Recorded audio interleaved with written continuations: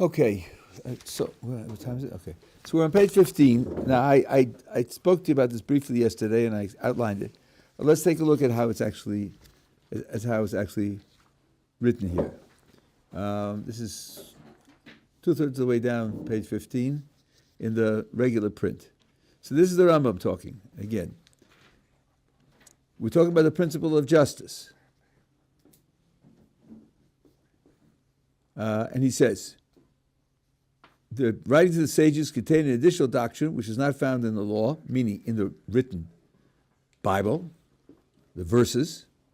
It contains a statement called the doctrine of afflictions of love. Now, that's the words of the Talmud, afflictions of love, meaning suffering that is brought upon a person because of divine love. Now, according to some of our sages, it's explained in the following way. It's possible that a person should be afflicted without having previously committed any sin, in order that his future reward may be increased. A view which is held by one of the Arabic schools of philosophy, one which the Rambam has absolutely rejected. But it is not supported by any scriptural text. There's no verses to support such an idea. It's an interpretation of a statement in the Talmud. And the Rambam is rejecting it. Now, here's what I wrote about it. The Rambam is referring to a passage in the Talmud. Now, the passage of the Talmud goes like this. He who sees suffering come upon him should analyze his actions to discover his faults. That's the first move. See something happen, some suffering comes upon you, look to your actions to see what you've done wrong. This fits with the Rambam's position perfectly, because if it happened because he does something wrong. If he finds no faults, wow, that's an ambitious outcome. He can't find anything he's done wrong. But the Gemara says, if that were so, he should attribute the suffering to neglecting Torah study. If he finds no faults, he should attribute the. So, what question leaps to your mind when you hear that?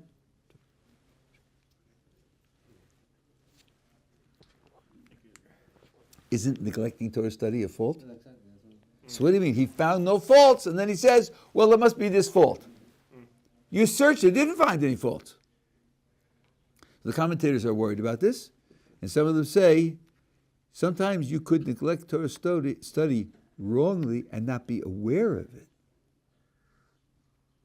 For instance, you're studying Torah, something happens, and you think the law is, under these conditions, stop studying Torah and go take care of that matter. That's what you think the law is, but you're wrong. You really shouldn't have done it. You should have left it for somebody else. But now, when you go back through your history and you say, did I do anything wrong? In particular, did I wrongly neglect Torah study? You don't see any cases. Because the times when you stopped learning Torah, you thought you had a halakhically valid rule to do so. But then you think to yourself, well, that's what I thought, but who knows? Maybe I made a mistake. And I probably don't even remember all of them now. So the Gemara is saying, if you didn't find a fault, attribute it to this fault, which is a fault, which means we're still in the realm of justice. The reason you're suffering is because you did something wrong. Hold on a second, just you get this, right? Okay. What happens if that fails? If he's not guilty of Torah study, then he should know that it is suffering brought about by the Creator's love for him. So it sounds like step one is look for faults. Step two is, if you didn't find any, assume there's one you didn't find. And step three is, faults have lost out. That's it. Faults are off the page. And there's an explanation for suffering, which has nothing to do with faults. That's a natural way to read the Gemara. And then you have to explain, so how does it work? Why then is God's love causing him to suffer? That's where the idea, which Rashi actually says, and I suppose Rashi said it, the Rambam heard it, He didn't hear it from Rashi. They weren't connected that way, but other people must have said it also. The Rambam heard the idea that this is the way that God has to increase your reward in the world to come without any transgressions. You suffer, and because you suffer, you'll be compensated for that by a greater reward in the world to come. That's what the Rambam is against. That's what the Rambam rejects. So I point out, this passage needs many clarifications, but the Rambam is interested in one particular interpretation of the last reference to suffering of love. It's not the words of the Gemara, it's an interpretation of the words of the Gemara. That interpretation explains that a person may be made to suffer in this world in order to increase his reward in the world to come. It is this explanation which the Rambam identifies as contradiction to his principle of divine justice. He therefore rejects this interpretation of the Talmudic passage. As he says, he's reacting to the doctrine of affliction of love as taught by some of the sages. It is important to see that he's not rejecting the Talmudic statement itself. That's what I said 3 times, according to the interpretation. Why am I stressing this? Because our friends at the universities think the Rambam is very cavalier about statements in the Talmud. He knows better than the Talmud. He can ignore them at will. And here's an example. The Talmud said it, but he just rejects it. It's not true. Look carefully at his words. What he's doing is rejecting the interpretation of the passage. And in fact, there is another interpretation of the passage which is in accord with the Rambam's principle of justice. And that's the interpretation of the Ramban. There may be others as well. I don't know about encyclopedic. I just happen to know this one. As I say there's one, someone will say, no, there are 6. Okay, let that be 6. I'm happy. And the Ramban follows the Rambam very, very often, though he disagrees often also. He who agrees with the Rambam's concept of divine justice gives an interpretation of the passage which does not contradict justice. He says that suffering is punishment for sins that are unintentional, but due to negligence, which I told you yesterday, shogeg, and he's unaware of them. He's unaware of them. This suffering is an expression of divine love, since these sins cannot be expunged after death, he says, without giving any reason. There, anyway. I don't have encyclopedic knowledge of the Ramban. There, he just says, Gehenna can't work for some reason. I don't know. And therefore, it's got to be done in this world, because if it isn't done in this world, it won't be done.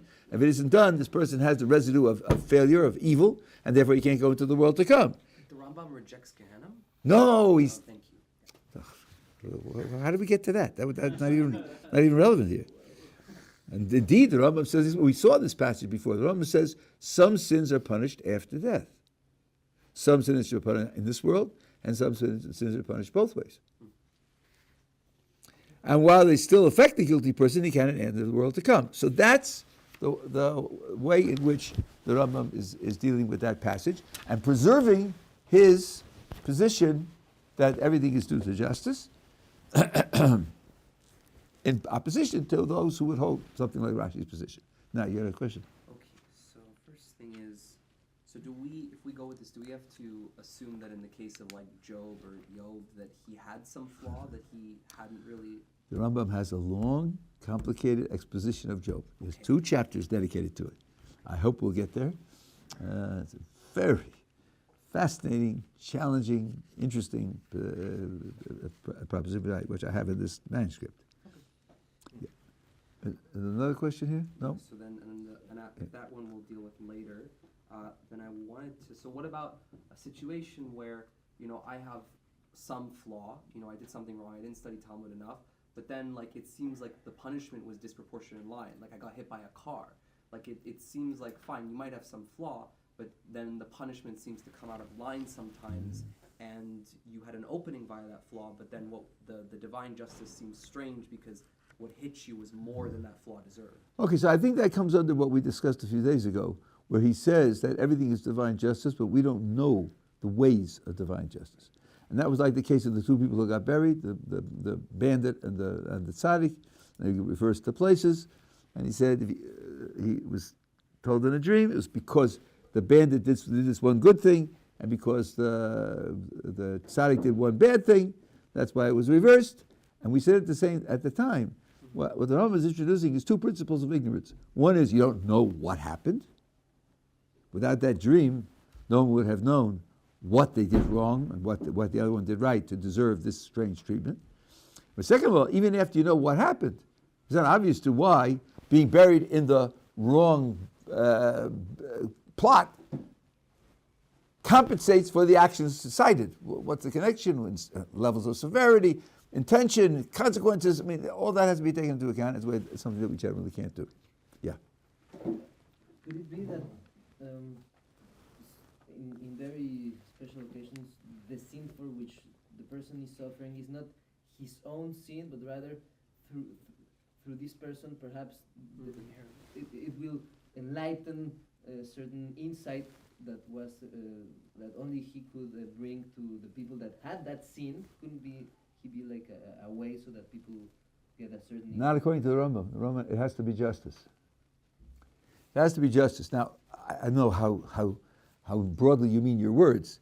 It could be that A suffers for a crime committed by B if A had some influence on B, A taught B, and B, under A's influence, was more inclined to fail, so then B's failure would count to A. That certainly holds. But it holds because A influenced B. So he's partly responsible for what B did. Right? So that's, but not just because of the other person's crime. Yeah. Should we think of also these punishments as like almost like a function one-to-one, as in for one particular area there's one punishment for, or could there be multiple of areas of different things that can be all punished by one action? I guess I would say that what you need is for the severity of the outcome, according to the way he said it, severity of the outcome should match the severity of the transgression. But I don't think it has to be a single event. I don't see why that one-to-one in terms of the number of events wouldn't play any role. It could be different things you're saying also? Like as in different, it could be completely unrelated things that be punished for by one specific punishment? Well, they're maybe unrelated to each other, Yes. but they're all related to the fault. that's fine. Okay, yeah. I don't see why they have to be. You know, and you could, in a rough way, you could measure this. You say to the person, listen, we have this program set up for you because of who you are and where you are, and it's going to involve this process over the next 10 years. But you can get out of it if you pay $1 million. $1 million? That's a lot of money. Wow. Yeah, but figure it out. You know, which would you rather? We're giving you the option. So he might say, well, I'm weighing it up, and I think $1 million means I'll be ahead. I'll give you the $1 million, so it's not. So he's comparing one immediate to a long process. And he's weighing them up and asking which is more painful to him. So it seems to me then that if you're talking about reaching a certain amount of suffering, you can weigh up single events against many events, and make a judgment. So therefore, there's no reason why it shouldn't be many events. And also, just to clarify, is it every single pain would be an act of punishment, or just you're saying sometimes some pains are punishment, not all? No, we saw that. We saw that. Every pain, no matter how small, you got a thorn in your finger, you pulled it out. That's a punishment for a transgression. Mm-hmm. Momentary pain, and the smallest pleasure, no matter how small, is a reward for some good thing you did. Yeah, you also said before about forbidden pleasures, like if I get pleasure from, say, someone gets pleasure from eating bacon, would that be considered under the category of? I think so. I mean, the fact that the person is doing an extra transgression and eating it doesn't mean he didn't get a pleasure. Could have been rotten. Could have been moldy. Could have had a stomach ache. No, I don't see what would make any difference. The two things, what he did to get it and how it's compensating for the thing he did in the past that was wrong, or right. I don't see there's any connection. Yeah. I'm wondering what the correlation is between the pain and these punishments versus a test. Often we That's the next thing in the text. That's mamish the next thing in the text. You're right on target. It's the next thing the Rambam discusses. Very, very good. Very good. Yeah. So is it preferable therefore to take a more immediate payment than a long process? Oh, I don't know if I've said this before or not, but this is very important. It's not 5 minutes later. It could be 10 years later. All the sources agree, and they agree because it's obvious that you don't have immediate divine compensation, positive or negative, for what you do.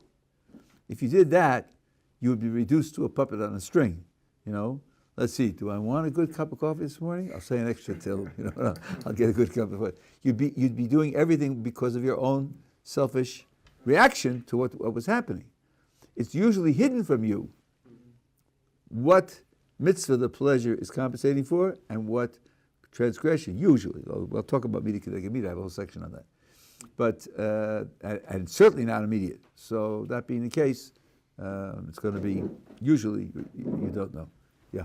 So, it's generally, I don't know, it's a weird concept in Judaism because I was reading a whole thing about, signs, but in general, you're not supposed to, derive signs from things. But, at a certain point, trying to, analyze all these bad and good things and determine what I did wrong, it sort of, approaches, I don't know, a concept that you're trying to, tell what you're trying to derive something that's really complicated, and it seems like it could send you the wrong way. Generally, signs are forbidden in Judaism for that kind of reason. I agree with you 100%. I have a whole section on that in the book. We do have a concept of Mida Keneged Mida, which means that so to speak, the punishment or the reward, what it talks about, fits the action that it was done for, but it could be 40 years later. In the case of Miriam, which the Mishnah brings, it was 40 years later that it happened. No, what am I talking about? No, much later. This is when Moses was born. She did something great, and she was rewarded after the Exodus. So it was 100 years later. So we're talking about something which is very, very far removed. So I think that's right. I think reading the science is very difficult. And as I say, when we get to the section on Mida Keneged Mida, we'll go through that in detail. It's a somewhat complicated subject. But I agree with you. Usually, very often, you can't tell what it's for. There is a Pri Tzaddik which puts this in. Maybe I'll make the point very, very graphically. Pri Tzaddik says, in Tzidkas HaTzaddik, suppose a person has chosen a goal, and he's chosen a means by which he's going to achieve the goal, and he starts working on the means. And in the first case, everything goes well. He's ahead of schedule, and extra resources appear which he didn't anticipate, and he gets support from other people, some of the barriers disappear. Can he conclude that his decision was right? He says, no, he cannot. I'll put it in our terms. God will give you enough rope to hang yourself with. There can be circumstances in which you've chosen it, and God says, okay, that's what you've chosen to do. The road is paved to hell. Yeah. And vice versa. Suppose you decide to do something, and means you get started, and everything goes wrong.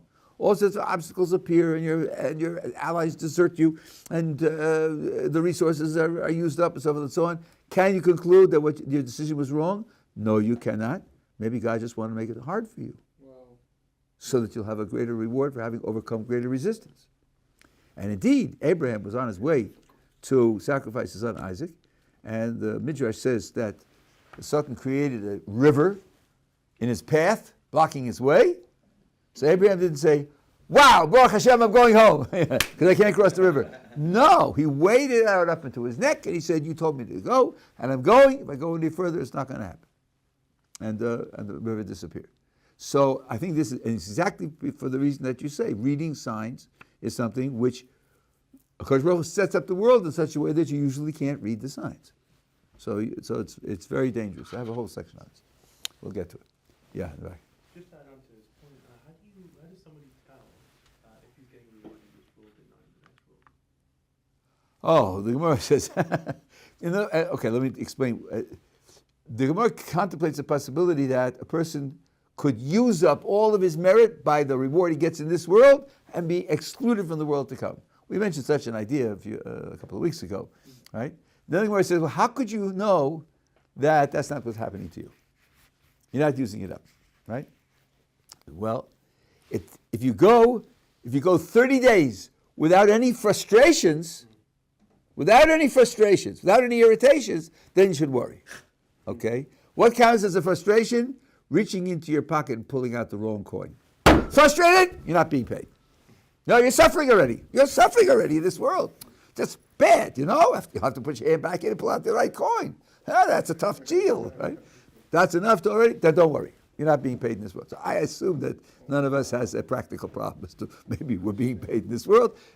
Frustrating and irritating things happen on a pretty regular basis. I don't have to worry that we're being paid in this world. But we're actually asked that question and gives that answer. Yeah. So, as a result of like the mistakes in Gan Eden, the world is a lot, more painful than it otherwise was. So like it's cold, there's heat, there's cold, there's various things that are like inherent in it that make it uncomfortable and difficult and troublesome. Are you somehow immune to those mistakes from your ancestors if you're flawless, like if you don't make any mistakes? Like these kind of atmospheric negatives? I said, people who are immune, people who are flawless can get a sunburn. I mean, I know what you're asking. So they're flawless, and somehow they're getting a pain, even though they're perfect, because they're suffering almost from this thing that their forebears did. So they're like inheriting a kind of punishment in a sense. Oh, now okay. I wasn't on your page.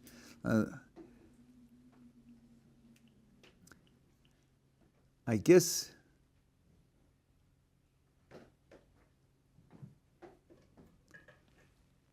according to the Rambam, this can't happen. So how are they protected from this like thing that happens to everyone, like you say? Well, they aren't protected because there isn't anybody like that. That's what Tosfos says in the Gemara. We talk about the 4 who died by the strategy of the snake, which meant, according to the simple meaning, they didn't do anything wrong. Adam wasn't supposed to die, right?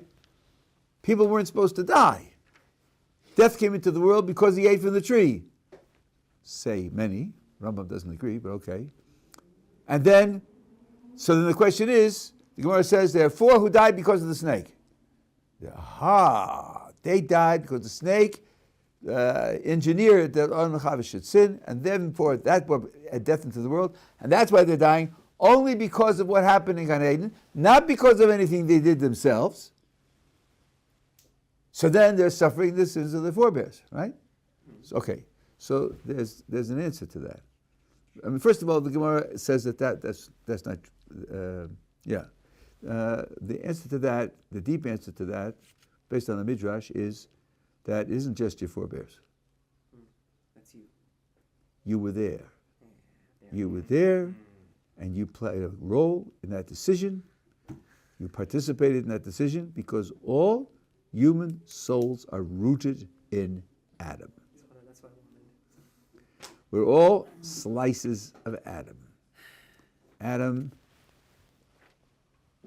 disintegrates into sparks, and each one of us is one of those sparks. But we were all there. We all played our own role. Okay. That's the natural way of answering it, the simple way of answering it. Okay, so sorry, yeah. So, of course, I'm not trying to promote this sort of behavior, but would you be able to inflict a certain degree of suffering onto yourself? For instance, on Yom Kippur, some people have the custom of putting stones in their shoes and stuff like that. Would that work, or would the suffering have to come from Hashem? First of all, I'm not aware of people who put stones in their shoes. Or stones, or I guess some people do I'm not straight up lashes, but just kind of like a... Oh, that's symbolic. That's just symbolic as an expression of guilt. But for example, let me just explain, because there's for beginners, a lot of misconception about this. The pasuk says, "V'nisem es nafsho sechem," and some translation will render it, "You shall afflict your souls." Well, let me tell you a secret, boys and girls. I don't know a single congregation in the world on Yom Kippur that doesn't use air conditioning. Air conditioning definitely makes it more comfortable, doesn't it? What about afflicting your souls, hey? Right? Or sleeping on a bed of nails. Or the word in Hebrew does not mean to afflict, and it does not mean to cause pain. The word in Hebrew means to deprive. Yinisa is related to the word oni, who's a poor person. It means you deprive yourself of the normal range of resources. It doesn't mean you're feeling pain. You say, what do you mean? I'm fasting, an absolute fast for 25 hours, no drinking, no eating, no something. Yeah, That's true. But I testify to you that normally healthy people don't suffer from that. That's impossible, Rabbi. You can't tell me they're not suffering. Well, imagine watching the second sudden death overtime of the Super Bowl, and do you think that in the middle of that football play you're going to go out and get a beer? No way. Why not? Aren't you thirsty? Not when I'm watching the last 35 seconds of the game, I'm not. And there's a 2-point difference, and with a field goal they're going to win. Yeah. I don't get thirsty then. That's right, you don't. You don't get thirsty then. You're involved in the game. I'll tell you something else. Anybody who plays sports seriously, professional or amateur, gets hurt. Often enough during the game, you don't know that you're hurt. You don't feel the pain till afterwards because you want to win. I went through it. I used to wrestle. My last match, in the middle of the match, I broke my big toe. I didn't know it was broken. The other guy was down. I was trying to pin him, but one of my legs wouldn't push. And my teammates were saying, pin him! And I said, I'm trying, but with one leg not moving, it's a little hard, It's hard to get deflection. Right, but after the 9 minutes, this was in college, after the 9 minutes, when I got up, I was in horrible pain. But while I was trying to pin him, I didn't feel the pain because I was occupied with something else. That's very, very common. When you're psychologically absorbed in something, you're not going to feel normal inputs. So I tell you that the normal, healthy person who's involved in the drama of Yom Kippur doesn't feel it. The person is in battle. Bullets are flying. He's shooting bullets, and he's ducking the bullets and running from tree to tree, and whatever it is, right? If he stubs his toe or he scrapes his knee, he won't even feel it because he's worried about dying in the next minute. So on Yom Kippur, it's only a matter of depriving yourself of the 5 categories of inputs which the halacha requires, and that's all. It's not a question of it. So I would be very surprised to hear someone who put rocks in his shoes on Yom Kippur to fulfill the laws of Yom Kippur. The laws of Yom Kippur are not that thou shalt feel pain. They are that thou shalt not have these normal resources, and the reason for that is a long, complicated thing. I'm not going to go into now. But now you're asking a broader question. So there is such a concept, though many disagree with it.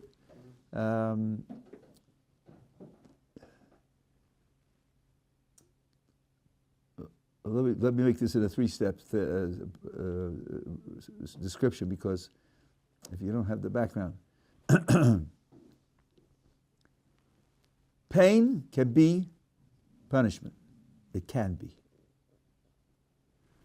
The Rambam writes, if you do tshuva, there's no punishment. Period. No punishment at all.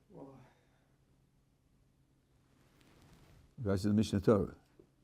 Now, there are certain transgressions which the Mishnah says that you don't get cleansed. You don't get cleansed from unless there's pain. So that has to mean that pain can be applied when it's not punishment. How that's going to relate to what the Rambam says here is something which I'm not going to go into at the present moment. But the idea is that there could be pain that's necessary, but it's not a punishment. And that pain, you might, this is where your question becomes a real live question, right? The pain could be something which you could inflict on yourself, so it shouldn't be inflicted upon you by God, right? Now the Ramchal says something in the Mesilas Yesharim, which will, I think certainly it justifies your question, or it justifies your position. He says, well, what about doing tshuva? The process of tshuva itself. One element in the process of tshuva is regret. Regret is painful. I don't know if you're old enough yet to have done something which you now think was so unfortunate. I really wish I hadn't done that. I wish I could go back in time and undo it. It was just a terribly unfortunate thing to do. Now, when you have those thoughts, they're not pleasant. You're not singing from joy. You're feeling guilty. You're feeling inadequate. You're feeling a failure, right? Says the Ramchal, the pain of regret is enough. And that you do to yourself, because you're doing tshuva. So this is an example of exactly what you're talking about. But here, HaKadosh Baruch Hu told you to do it. He didn't tell you to roll in the snow, right? He told you to do tshuva. Tshuva involves regret. Regret is painful. Here is pain that you inflict on yourself, and it will then take care of that requirement that there should be pain as part of the cleansing process. So now, whether you can volunteer to do it, we know that the Rokeach did it and others did it, but it's a small minority who did that sort of thing. Yeah. So, if there has been a decree for a group for suffering and pain, what happens with the individual when Oh, this is a very important point. I don't have this in the book. It's a very important point. For example, Jeremiah lived through the destruction of the temple. Did Jeremiah deserve living through the destruction of the temple? Jeremiah was a great tzaddik. If everybody in the generation had been like Jeremiah, the temple wouldn't have been destroyed. But part of your life is automatically social and political. Everything you do, almost everything you do, is something whose has its meaning and its possibility only because of your membership in a social group. So you can't detach yourself from your relationship to the group and its history. So, and it works both positively and negatively. Take the generation that left Egypt and who died in the desert. Well, this will be a surprise to most of you. The men died. The women didn't die. But the men died, never made it to the land of Israel. Then the next generation came in, and they had to conquer it. Took 7 years of conquest and 7 years of dividing. Now take the generation after that. They're born into the land of Israel, and they're born with a nice area of land that belongs to them, and they have a successful farm going, and so forth and so on. They didn't suffer any of the efforts of bringing about that situation. Your identity, your soul, is programmed to be relevant to the circumstances into which you are born. You speak a language. A language is a social construct. Without a society, there can't be a language. This is Wittgenstein's famous private language argument. Part of the idea of a language is words have a specific meaning, and phrases are constructed in a specific way, and if they aren't, they're meaningless. For that to be an objective criterion, it can't be just you making up a private language, because then, by definition, you couldn't make a mistake. How would you trace it? If you forgot something and got mixed up, then you would know that you're making a mistake. So language, by definition, most of the things you do in life, you do because you're playing a certain role. You do things as a child of your parents. You do things as a student. You do things as a citizen. If you take the sum total of all the things you do by playing social roles, subtract that, there won't be a lot left.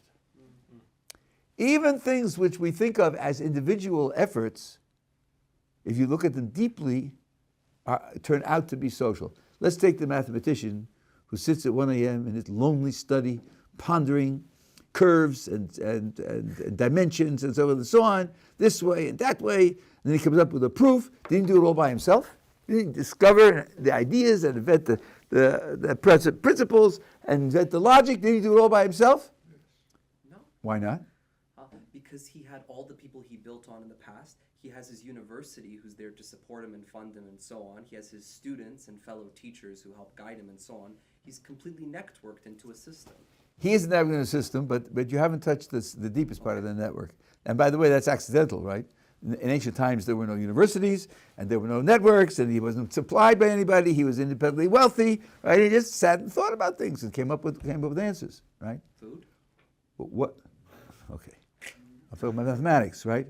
What makes the proof a proof? that other people Other people had a set of social standards, and you have to live up to those standards. Otherwise, you put down your reasoning. If other people say, sorry, it doesn't convince us, you made this mistake and that mistake, then it isn't a proof. What counts as mathematical proof is a social construct. You can't be playing a role of mathematician in the world unless you live up to the rules of the social construct. Things, when you do that, when a person paints a painting, is he expressing his inner vision? Well, usually not, because he wants to sell the painting. So it's got to paint it in such a way that it'll have an effect on other people that they will treasure. So he's really painting it for them. He doesn't paint it and put it in his warehouse. So he's got to look at it with their eyes. If I make these and these shapes with the colors, what will happen to them? Even if he doesn't want to So Picasso painted a picture of George Sand, who was a woman, and someone complained, it doesn't look like her at all. And he said, it will.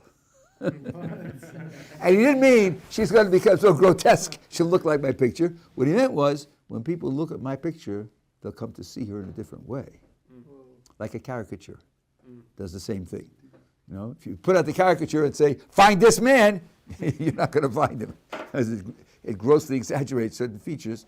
But when you look at the caricature, you say, aha, that's the kind of person he is. But the painter who makes or the artist who makes the caricature is painting it for the people who look at it so as to be able to have an effect on them. So it's a social gesture. It's not an individual gesture. All of this is Aristotelian type thought, that people are social by their very nature. So if you're talking about what you do as a disconnected individual, it could be there, but it's very small. Very small, yeah. Just wondering, you come to a term before when it comes to pleasure, in many cases, is just the benefit you're receiving for doing something. If I experience a certain pleasure now, let's say there's an apple in front of me and I choose to eat the apple, I get a certain pleasure from it. Am I taking away a certain reward from, let's say, Olam Haba that I would be receiving? By receiving the pleasure now? No. The Rambam, it's a good question, but in chapter 9 of the Laws of Repentance, he says the following. In fact, chapter 8, he says that the reward for mitzvos is the world to come. And then chapter 9 he says, well, I've told you it's the world to come. How come there's so many verses in the Torah which say, if you do the mitzvos, then you'll have peace, and you'll have productivity, and you'll have long life, and you'll have health, which is in this world. And if you violate my commandments, then there'll be war and destruction and death and sickness and so on and so on, which is in this world. How come there are so many verses which describe the effects of your actions in this world if reward really is in the world to come? And the great punishment is not being there for the world to come, according to the Rambam. And he answers as follows. The verses that describe the result of your actions in this world are true. They have happened and they will happen. But the benefits that they provide in this world are not the end of the reward. They're the beginning of the reward and not the end of the reward. And that means that the benefits in this world are to create better conditions for you to learn Torah and do mitzvos so that you'll have a bigger reward in the world to come. So if you want an analogy, the benefits of this world work like this. You've done something for the king, and then the king is very happy and grateful, and he says, your reward is, you can take anything you want, any one package you want from the storehouse, here are the keys. Do you say thank you for the keys? Keys? What can you do with keys? They're little pieces of metal. You can't do anything with that. Yeah, but they're the keys to the storehouse, where I'll get the box, which has the precious thing in it, right? That's what the good benefits of this world, they're like the keys. They're very important. They're very valuable because they get you more in the world to come. That's what he means. They're not the end. They're just a means by which you'll get to reward in the world to come. It's the same thing with the inverse for Averas. Yes. The consequences I receive now, I'm not taking away consequences when I die. I experience the same consequence, or I'm just experiencing it now when I... Yeah, but again, it's not the end of the punishment, but it makes it harder for you to do mitzvah. And therefore you have less reward or less chance of earning the world to come. Wait, I have less... Oh, a chance... I see what you're saying. But I'm still punished the same... I'm still punished for all the Averas I do once in the world to come. I'm not again, reducing the punishments by going through pain and suffering now. Well, you might. I mean, I don't think that's excluded, but the point is that it doesn't replace the judgment in the world to come. See, reward and punishment are not equal. They're not symmetrical. There's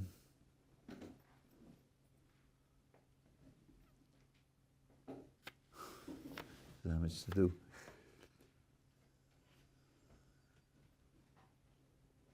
Well, I'll tell you the facts, but it would take more work to explain them. The reward is eternal. The reward is eternal. Punishment can be finite. According to the Rambam, there's no such thing as endless suffering. Something that goes into the world to come has to be totally good. Maybe to get there has to be some suffering to cleanse the person of the results of his past transgressions. Or punishment, if he hasn't done tshuva, that has to be done. But punishment, according to the Rambam, can't be eternal. So either the punishment is enough to rehabilitate the person to the point where he can go into the world to come and experience the reward forever, or it isn't, and the punishment is applied and then it ceases to exist. But there's no such thing as eternal punishment. There's only such a thing as eternal reward. So they aren't symmetrical in this way. So when you talk about reducing, there can be crimes for which there needs to be a certain amount of punishment. And Maimonides says there are three types. We read this. Either it's all in this world, all in the next world, or both. Now the question is, how it should be distributed? That could be flexible. That could be flexible. One thing for sure, punishment comes to an end, and suffering comes to an end, and reward does not come to an end. So I technically then, I guess, I would receive less punishment in the next world if I'm receiving a certain amount of suffering in this world. So I think that's open. Again, Maimonides says there are three possibilities. All in this world, all in the next world, or split. He doesn't say or deny that there could be a variety of ways to distribute it for the same crime depending upon different circumstances. He doesn't say it, but he doesn't deny it either. So if he doesn't deny it, I would say it's left open, and if it's left open, it certainly would be an option. So it could also be the case that I guess I'm punished both in this world and the next world, like twice almost for the same thing. Well, that's right, because what's needed is both aspects. Yeah. The only tricky thing with reward here is it sounds like that reward could be pleasure, which is inherently nice, but also means to do more good and get further reward in the world to come. So it sounds like there's a two-part split in the reward. Well, but that's the keys to the warehouse versus the warehouse. That's what I explained. Yeah, what's in this world is only a means. But I might receive a pleasure here, which is less preferable than receiving something which isn't pleasurable, but helps me do more mitzvahs along the way.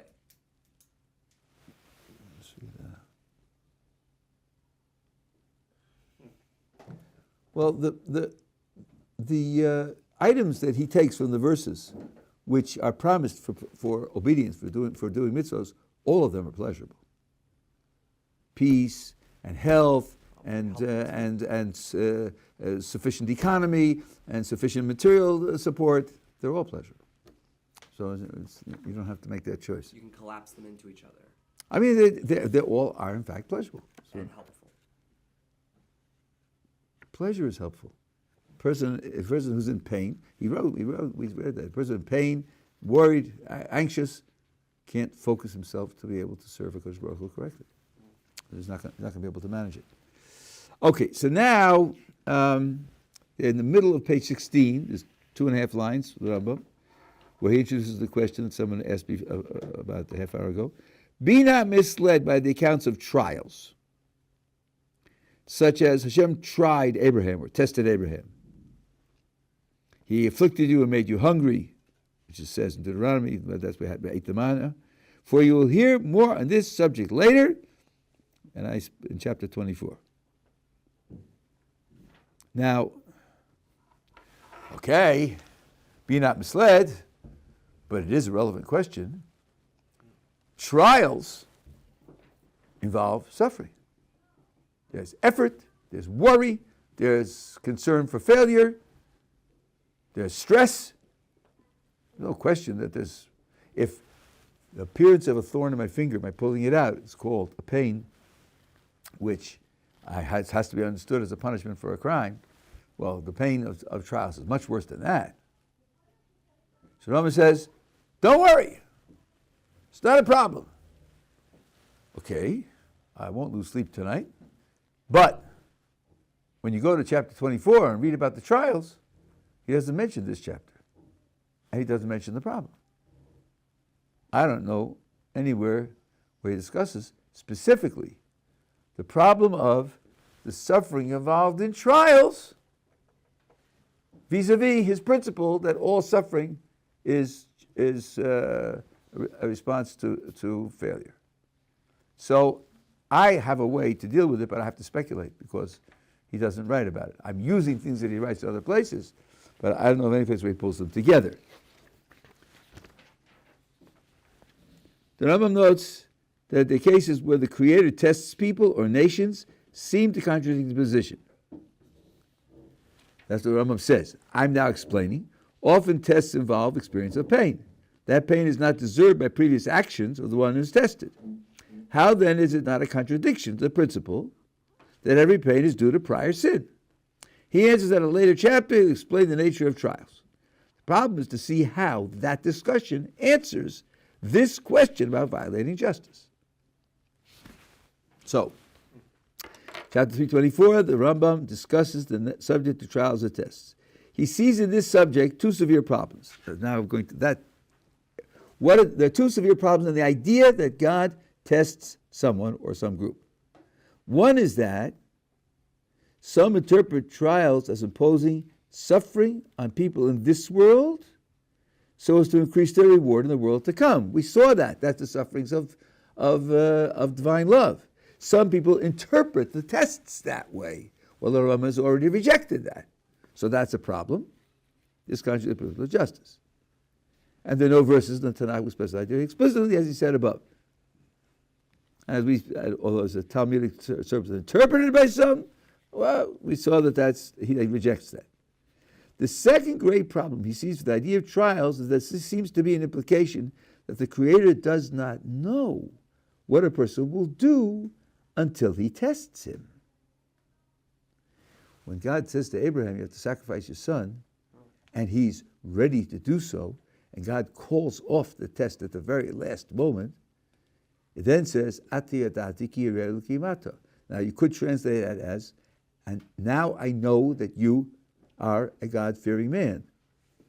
That sounds like, well, I didn't know it before, but I know it now because I told you to do something, you were prepared to do it, so now I know that you're a God-fearing person.